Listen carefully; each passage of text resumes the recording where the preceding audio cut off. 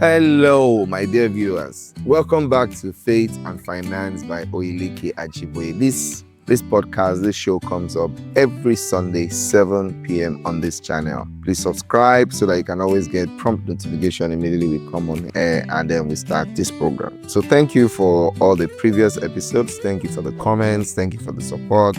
Honestly, the feedback has kept me going. Sometimes I'm tired. Sometimes I'm like, oh God, I just came back from church today, Sunday. What should I do? I just encourage myself and come up and shoot this video. So thank you for the feedbacks and everything. Last week we had a very, very engaging topic, why some Christian-owned businesses fail. And then we looked at a certain events. These are some events. We looked at some situations, things that make businesses fail, from pride to common pitfalls, lack of prayer, and all of those things. So I wanted to go back to last week's episode 7. Today we'll be having episode 8. And in our episode 8 today, we'll be looking at the part 2 of why some Christian-owned businesses fail. As much as possible, I would also be using some of the feedbacks I got, because I believe that when I get those feedbacks, those mails, explaining to these people one-on-one, when I bring it up here, so it does much people a lot of benefits. Okay, so why do some Christian-owned businesses fail? We looked at that last week. Today I'll just touch a little bit on the ability of Christians to identify profit in business. I did a little bit of calculation last week and explained using somebody that was selling bags of rice and all that. A lot of people didn't still grab it very well. So because every business model is unique, I want to try and just give you a little bit of some tips how you can actually now absorb it to your own business and sit down and begin to look at, am I making profits, and then how can I make profits in my business? So last week we closed on poor ability of believers, children of God, Christian entrepreneurs to identify their profits in their business. If you are not able to identify your profits in your business, there's a problem. And there's a common issue I've seen here, which is bookkeeping, keeping record of expenses. So aside what the tax law will say, the accountants, the tax man and all that, you actually need to have even if it's an exercise book, a book where you keep record of your expenses, record of your sales and everything. And at the end of the day, I know you don't need an accountant to do that, depending on the size of your business. Just do plus and minus in this month. Sometimes you'll be so shocked that you are spending more than what is coming to you. You will be afraid because you'll be so sure, how am I spending this much? You have to sit down, have an exercise book. No matter the kind of business or the size of your business, when your business is now in millions, maybe you need to have somebody to be doing your multi-million and all that. You need to have but for your small shop, your small business that you're still doing, get an exercise book. April 1, everything you spend money on, write it down. Forget about that it will be on your bank statement. You can forget the purpose by the end of the month. I bought something 50 naira, I bought something 50,000. What was it? Write it. In fact, before the end of the month, sit down on the 10th or the 15th, evaluate the total money you have spent, the total money that has come in. You will actually know if you are bringing in more money in than you are spending. In basic accounting, financial accounting, it's called cash flow. In your business, the total money coming in must be more than the one that is going out. That makes your business to be in a positive light.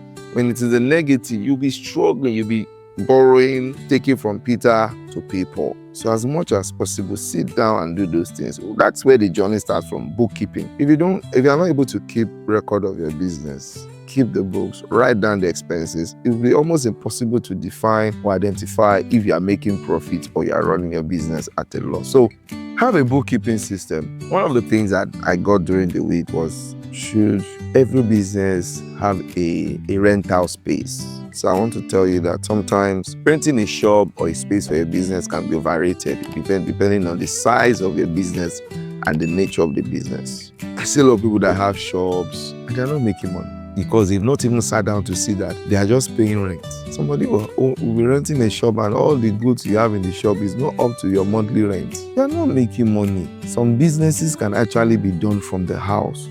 You can start from the house. I'll give you 2 examples. When I started Efficacy, I actually started Efficacy Homes. I've had other businesses before I started Efficacy Homes. When I was leaving paid employment and going fully into Efficacy Homes, I started it from my sitting room. My opening of accounts, my house was my house address. everything. When I was beginning to go out there markets, spoke with a senior friend who was a lawyer. Can I be using your office as an address? And he granted me. I used his office as an address for like 2-3 months before I could afford like a co-working space. At that time, this is 2009. I didn't have an office of my own. But before I even started using the lawyer's place as an address, I was already in business. I was selling. I already acquired land. I already started the business. I started my first advert on Naira Land in 2008. Naira Land, I just wrote it, say, on it, some people will say you are false, you are this, you are fake. Just don't listen to the crowd. I started it there. People want to do inspection. I moved from my house in Abuleba, go to Bejuleki, show them the land, market it, do everything, go back home. The roads were not as fantastic as this then. You just go. I would still drive. Everywhere was sand and all that. But it started from my house. I didn't have to go and cry to somebody that I'm starting my business and I'm showing them a long list of I need a shop, I need a space, You can start some businesses, like I said, from the house. So I have another friend that started a business from the house. She was into fashion designing. She would get orders. She would do ready to wear. She would also sew for people, and she was using apprentices. She had an accommodation for apprentices, like housed them, fed them. So they were working, everything was within her compound. So there's shared electricity, there's shared water, there's shared resources. She's not paying, and the business grew. In fact, you can't tell her to go and rent a shop now. She'd rather go and rent another house because she now understood that keeping them in one place, providing for them, keeping them near her was very key for her business growth. However, somebody else could just go and rent a shop and then start paying house rent. So all those things, you naturally do not necessarily have to go and rent a shop to start a business.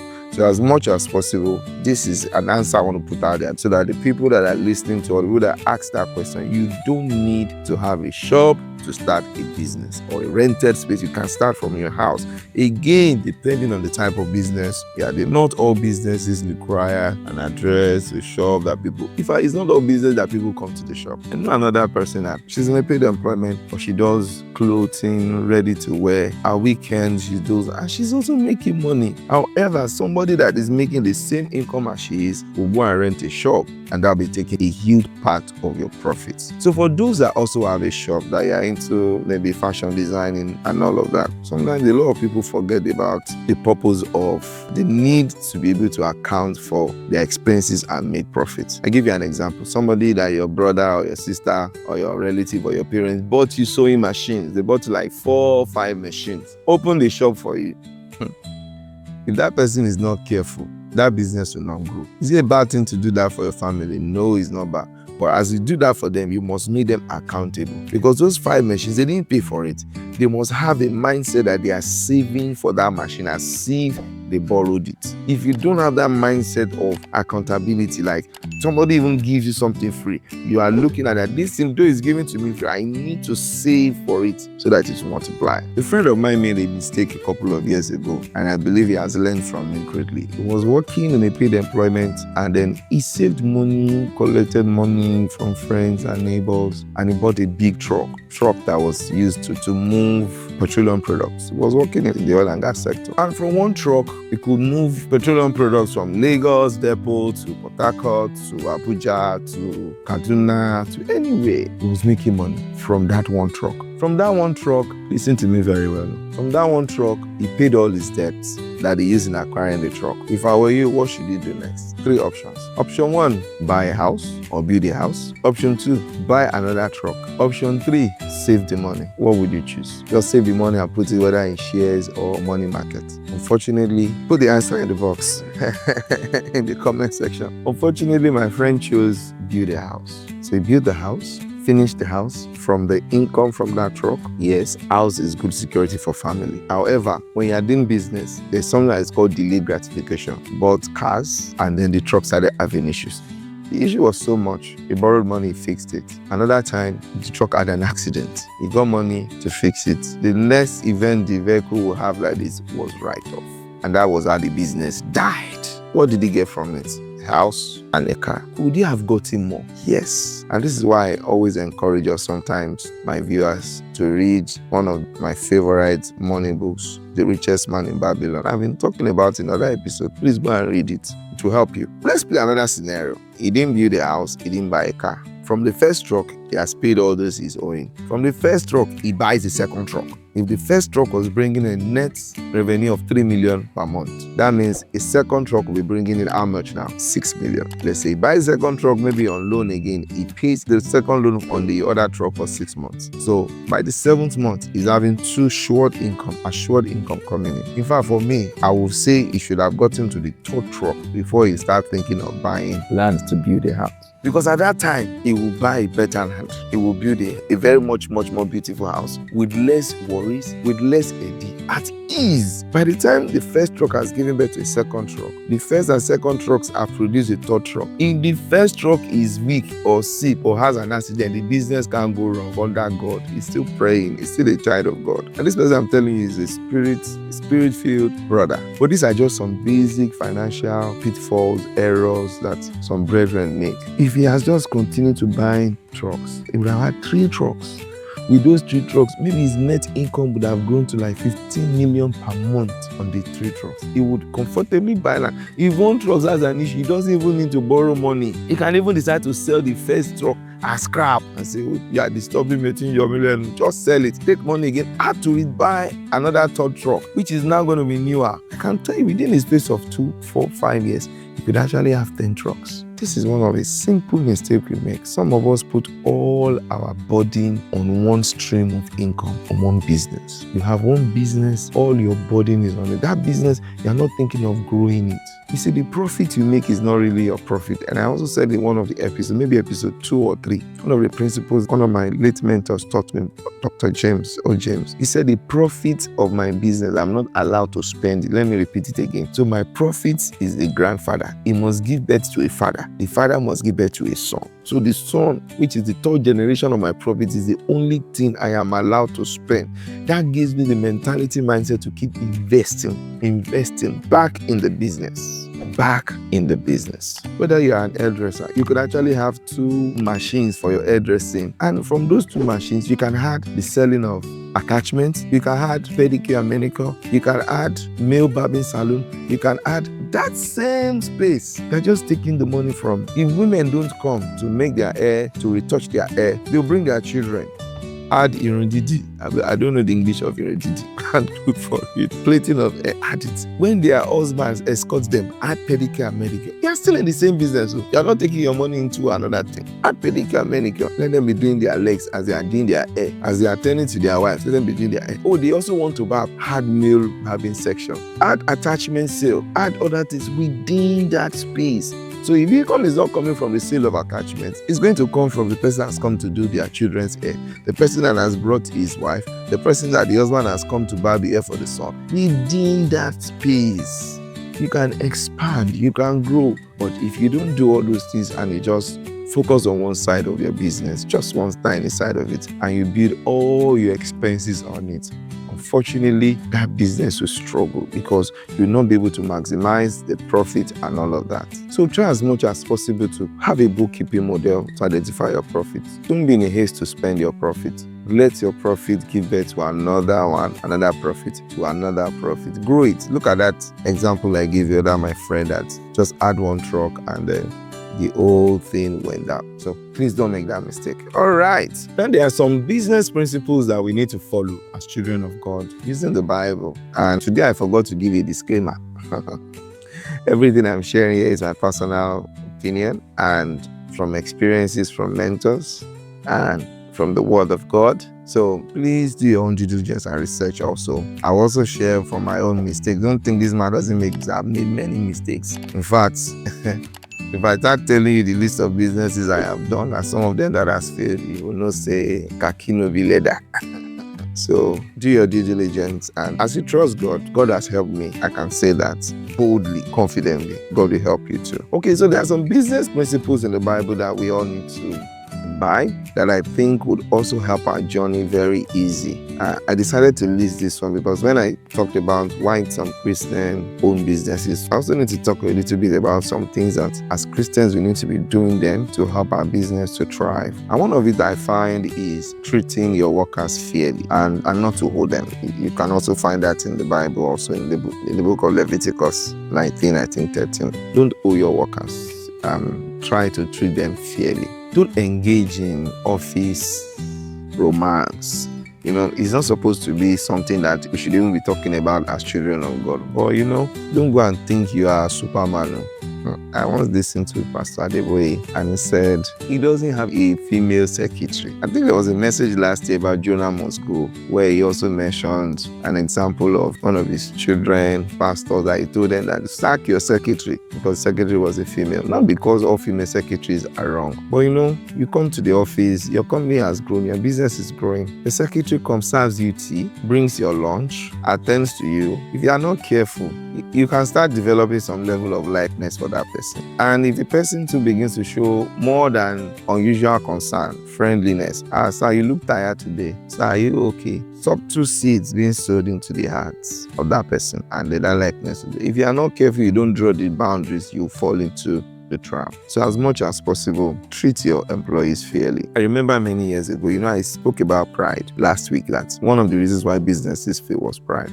So please treat your employees fairly and don't owe them. I made a resolution when I'm interviewing anybody, especially when it's a lady, a woman, if I cannot see that person as a sister, I won't employ the person, especially when you're working around my space. If you're not working around my office or we don't see regularly or you are just from distance, no problem. But if you are going to be working within my inner circle and I cannot relate with you as a sister, I'm not saying spiritual sister. I'm talking about somebody I consider, like an aburo, whether aburo or elder sister, I would stay away. And there are people like that. A couple of weeks ago, I was having an interview and the lady has passed all the others. And the person got to me, I was trying to form familiarity, laughing, shaman. This is not expected in an interview. I've not even employed you. You're already over smiling, over doing this, not composing. I just said, let me keep this one at bay. Meaning that Yoruba was too forward. I don't want that kind of person. So as much as possible, you know yourself. Don't form Superman. Don't try to want to be like Samson Odeshi. Samson even made mistakes. David was a man after God's heart. You know what happened to David? David was comfortable. He went on top of the hill. When there were no battles, nobody was pursuing him. He saw a naked woman. So avoid anything that you know that can also affect your relationship with employees as much as possible. So when you're employing people, doing business with them, avoid it completely. Office romance, treat them fairly. Don't delay their salaries. Do your best to pay them. Don't have the money and punish them and not pay it. Yeah, there are some times that businesses will go up and down. I remember a couple of years ago where a client was owing us a lot of money and all our money, our transaction was inside it. We were literally begging. All of us were praying, let this client pay. That time, everybody knows that there's somebody holding our money. But don't have the money, the eating shawarma, and your staff are looking to drink gari and kuli. It is not good. So the Bible also encourages us that for our businesses to grow, we need to treat our employees very well, fairly, pay their wages on time. Don't be seen to be oppressing them by doing so. Okay. Another thing I think we should also do as business people that will help our business is to be honest with our clients. Yeah. So be honest with your clients, even if they won't find out. I see a lot of adverts in the paper about, sorry, I'm talking about how tailors, fashion designers, the tailors can disappoint you and tell you they have finished your clothes on your wedding day. You still discover that they are just sewing it. Be honest. In my own line of business also, as in real estate and construction, I try to be honest. Have I made mistake? Yes. Have people messed me up? Yes. So, but one of the things that has helped us with most of our clients is when we tell us something, I'll tell them the issues, the excuses, what has made us delay or found ourselves where we are. When they do their background, they find that it is true. So for me, I think that has also helped me. I've seen one client bring almost 10, 11 referrals to me in business. I've seen clients that have become like families. In fact, my closest friends today were clients. That many years we just started that way like that, and they just see that this is somebody that they can you can trust. Be honest. It's a huge price, and that's why from day one you need to learn to do things the right way, so that even when it goes wrong, there's no reason for you to lie or want to look for ways to cover up. Something happened to us a couple of years ago when I started real estate first in 2009. So let me tell you this story. The first land I acquired for the estate in that 2008, started selling 1 million 2008. I bought the land about 650,000. Just about May, June, less than a year, government came to revoke the land.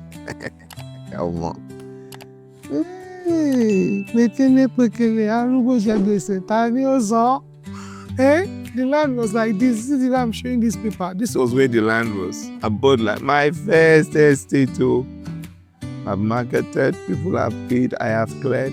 And they just said there was an error in the document, that the survey is supposed to be 90 degrees. I think they wrote 0 degrees. So the gazette came from being like this to like this.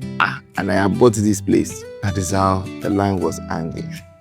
You see, at that time I was torn in between just checking out, abandon the land, abandon the project, and just either go out of Nigeria with the few money people have paid. But I chose not to. I stayed. In fact, this was the land I bought. This was now the land that now has title. So I had to go and meet these people. And I bought this one 650, I sold 1 million. When I got to these guys started saying no, they will sell 1.5. Another one said you will not sell his own less than 2.5. The highest I ended up buying there was like, I think 2.5 million at that time. And I sold at 1 million. I stood my ground. I didn't go back to any of the clients that were here that, the price has changed. In fact, it was many years later that they started getting to know. I told some of them, this is what happened there. They were like, wow. So I just took my ground with the help of God, with the help of my pastor, prayed with me, encouraged me, assisted me. I got everything sorted out. I had to rebuy from those people. I changed the price and I started saying, you see, one principle that thing taught me at that time was never to eat my profit immediately. The 350,000 naira I was making per plot, then I was just keeping them aside. So when this one came up, I was able to just take out my profit, the savings, make as a deposit in this one, change the price of this one. From 1 million I was selling, I changed the price immediately to 2 million when this one started selling 1.5. When the other one said they would not sell less than 2.5, I changed the price again to 3.5. That was a saving grace. Now the land I bought here, where is it? It is still there. Went through a lawyer, Barrister Coco, we wrote to Governor Fashola, started persuading, begging him. This wasn't our error. And as God will have it, he gave us a CFO. It was 2015. So how many years was that? That's about 6 years, from 2009.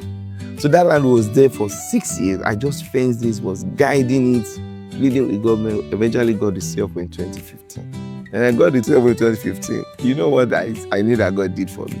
God forced me to use that land as a savings. The land that I sold, I bought at 650 in 2009, that I did not sell again because of the issue. I was not able to start selling like 15 million then. 10 million. I think the cheapest I sold was, I can't even remember. But now I still have land there. The company still have land there. It's nothing less than 50 million now.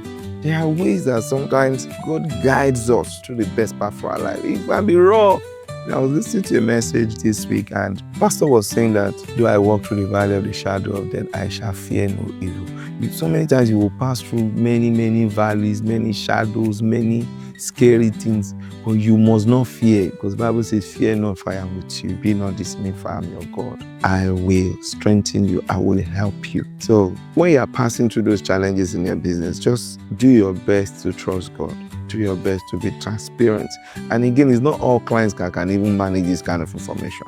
So for me, personally, I didn't tell my clients all these issues. I just took them to the next place to do everything. It was later, and I said, do you know this is what we are? They said, eh? And they were grateful. I had another similar challenge in 2020. In my business, you keep facing things like that, but God always gives us victory. Though I don't even want to be facing things like that, because the white hair on my hair now, my children are always saying they don't want to see me have white hair, but I don't know how they will do it. But with the help from God, we'll survive. And those ones who came and got a land that has a CFO from government, and We're doing our work. These people came, started disturbing Omonile, created a lot of nuisance. We did all our best, many things to remedy this. We lost almost 2-3 years. In the midst of it, prices of materials went up. In that whole estate too, we lost a lot of money. I didn't go back to ask any one of them extra one. We just tried to be transparent and show them everything that happened. However, I also don't think that it was a financial intelligent thing that I did. And even despite the fact that I knew that these people caused a lot of troubles for us, cement was barely 1,000 to 1,000 when we started. When they came, the site was locked down, scattered the whole site for like 2 years. When we moved that to be constructed, cement was already about 3,003. So we bared all the losses. Maybe we should have done something better to manage the loss, yes. But as much as possible, we're transparent to the clients. The clients could actually go to anywhere to find out, and they saw that these people are not delaying intentionally. They've actually truly suffered losses. If I got the client that I was saying that I should talk to other residents, other clients in the estate, that they should also support and contribute. I said, don't worry, God will pay us out. But next one I'm doing, if there are issues like this, I will know how better ways. I'll develop better ways or methods of addressing it, and so we don't completely bear all the losses. So as much as possible, you say being transparent to your clients is one good thing you can do for yourself, because today they might be angry, they might not believe you, but they will always go back and say that, see, you may not like him, but when he says this is it, it is a very, very, very helpful thing in business. So be honest with your customers, even if they will not find out. Okay, so I also feel we should also, one of the things I think has helped me as a person is the ability to be humble and accept criticism. It's not an easy thing for people to criticize you, especially in the line of business. Many years ago, I used to have a very strong critic. Guess what? She's one of my cheerleaders today. And that happened in 2010, thereabouts. We used to have offices close to each other. I was in Okoyaripo House in Victoria Island then. So I was renovating my office space and all that. She didn't like the renovation we're doing. And, well, almost at loggerheads. After some time, God helped me, I managed the situation well. She shouldn't just go with that. She has a project in Parkview that she wanted to do. Can we go and look at it? The first thing that came to my mind is, this woman that I was trying to fight me, that I managed, now she wants to give me a project so that she can put me in a bigger trouble. And that project we needed to do underpinning. The building was settling, so we had to do another pile under an existing building. And God helped us. 2011, 2012, we did the project. The building is still standing until now. From there, she was impressed. She introduced me to one family. From that family, I did another project for them. Coincidentally, I had another client. I went to work in their house, small toilet. The person is a son, SAN. He said he wanted to just renovate his toilet. So again, I want to use this to emphasize something. Don't ever look at any project or any service as small. A big man, somebody just said, come and sew clothes for my 1 year. Say, she mama runs your 1 year old. Oh, come and shoot a birthday party for my 5-year-old. I don't have time, I only do weddings. I learned a lesson there. So the client said she wanted us to help her do their master bedroom, put it in new shape, remodel it. It was a small project, but thank God I took it up. And the husband was an SAN. When I did it, the husband liked it. He said, okay, I want you to also come and help me fix my office. The office was a duplex, story building. Went to the office again, remodeled the office from toilet. And this first client that, I'm talking about 2 stories, and there are 2 clients. I'm still going to show you how they now join together. The first one was my neighbor in the office that didn't like the renovation work in our office at that time.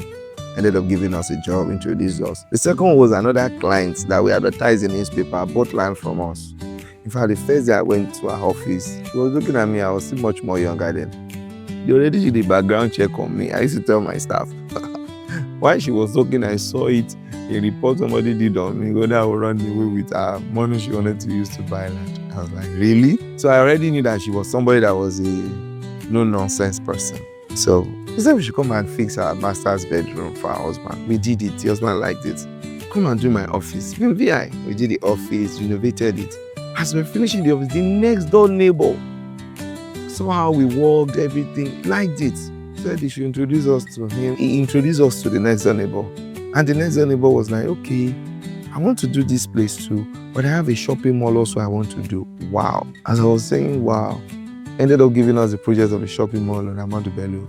We did that project. While we're doing the project, the woman that was there in my office already introduced me to their elder sister before. 2 isolated cases. It was while we were doing, we now discovered that, oh, it's the elder sister we're also building for somewhere in Lekki. And that's how the relationship started growing, more referrals. But if you look at it, it started from someone that was criticizing the work we're doing, next door neighbor, to someone that said, come and model my small bathroom for me. So sometimes the people that criticize you can also be one of your cheerleaders. And so when criticism comes, we must, as business owner, develop that tough skin too. Even when you don't accept what they have said, manage it, listen to it, think through it. What if they are correct? Or what if you are not doing it? And try and see things from their own perspective. That has really helped me. And there are some times also, there are some clients that can want to frustrate you.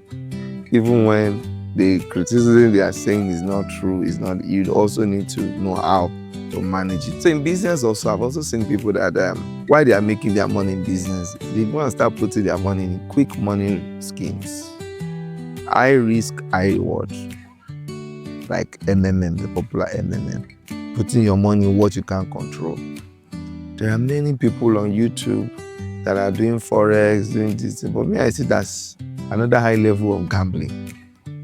What you cannot control, don't do it. What you know that it is not regulated, mark my word, regulated, don't do it.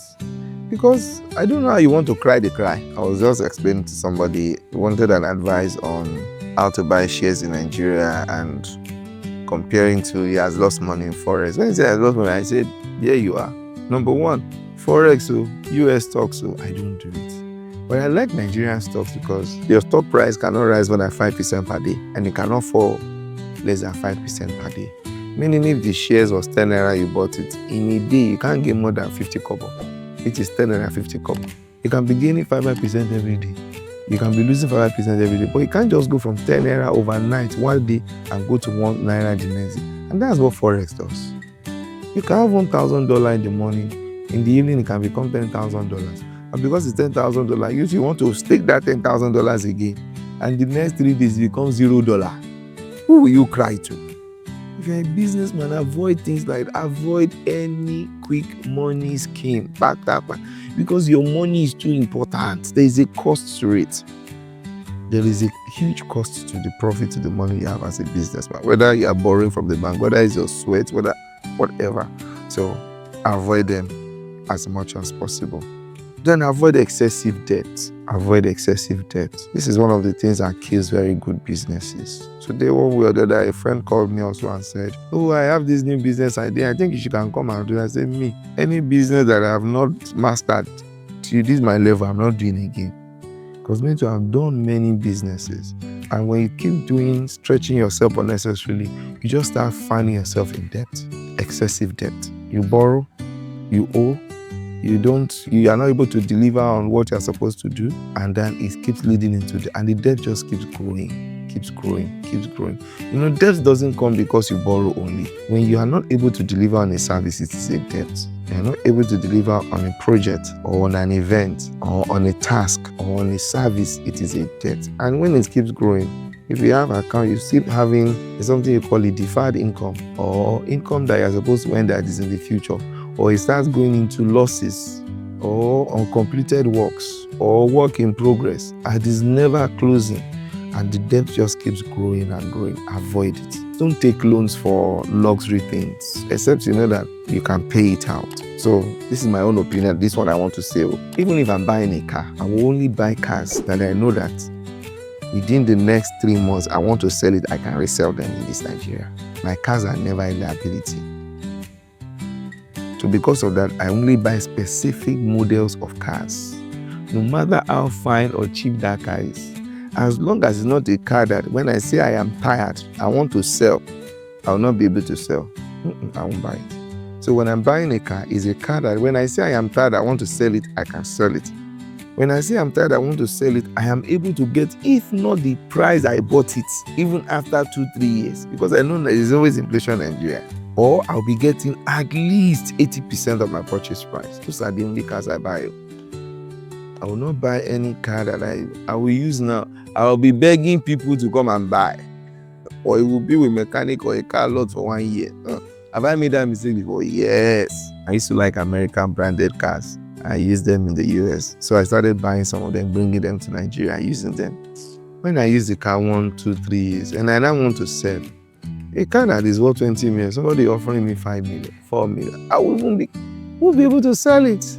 I have had many experiences like that. So I would rather buy the cars that I know that holds value. So for me, it's not a liability. I'm just telling you.